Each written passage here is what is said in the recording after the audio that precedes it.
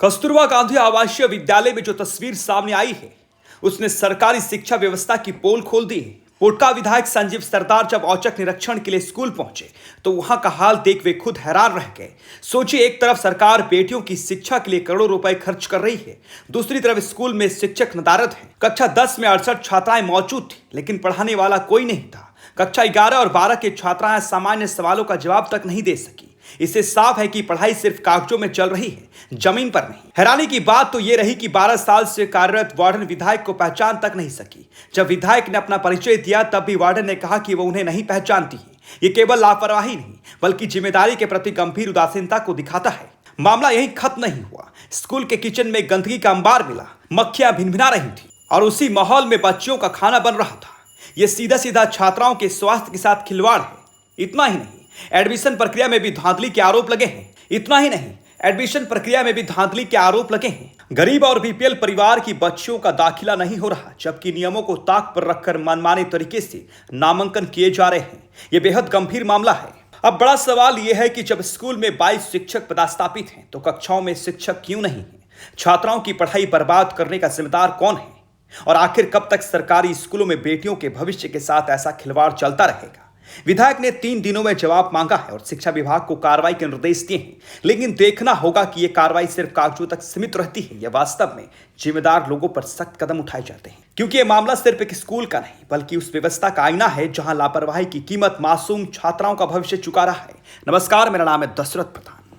KGBV और CM school सब school Sundernagar हम लोग आज एक दिन का निरीक्षण किए और निरीक्षण में पाए यहाँ पे जो पहले घुसते के साथ जो यहाँ पे इंचार्ज है, वो इंचार्ज हमसे पूछ रहा है कि आप कौन हैं जी। मेरे 4 को जवान हैं और हम हैं और मेरे प्रतिनिधि पीए लोग हैं।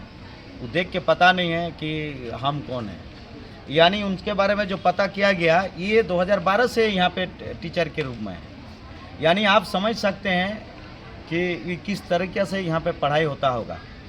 जब आज निरीक्षण किए, निरीक्षण में पाए हम लोग कि एक जो क्लास था 7 क्लास में स्कूल के बच्चे लोग का बैग है, शायद फोटो भी आपका कैमरा में आया होगा। स्कूल के बच्चे का बैग है लेकिन वहाँ बच्चे नहीं है, टीचर नहीं है।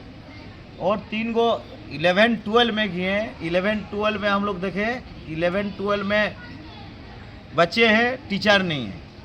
और बाद बाकी 6-7-8 कि कहीं बच्चे नहीं बैठ रहे हैं, 6-7-8 के कहीं बच्चे नहीं हैं कि ना आज क्लास हो रहा आज।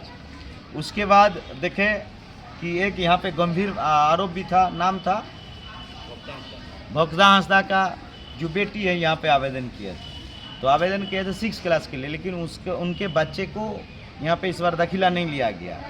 और उनका आरोप था कि वो गरीब है, वो अबुआ आवास में रहते हैं, लाल कार्ड भी है। जब उनका बच्चे का नहीं हुआ तो ये लिस्ट दिखा रहे हैं कि जब एकल बच्चे का लेना था तो कोई दिक्कत नहीं था। एकल अभिभावक के साथ जब गरीब को लिया गया बच्चा है तो इनका भी गरीब था, इससे और गरीब तो नहीं था, तो इनके बच्चे को नहीं लेके और ऐसे बच्चे को लिया गया। इनका आरोप था, जो आरोप आज हम लोग यहाँ पे पहुँचे देखे पाए।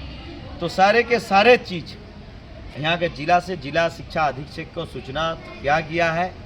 और हम लोग क्षेत्र कैंटीन घूमने के समय में बहुत मच्छी मिला, ये सारे के सारे अवगत कराया गया है। और संबंधित जो भी यहाँ के हैं उनके ऊपर विधिवत कार्रवाई करने के लिए बोला गया है और इसको सुधारने के लिए कहा गया है।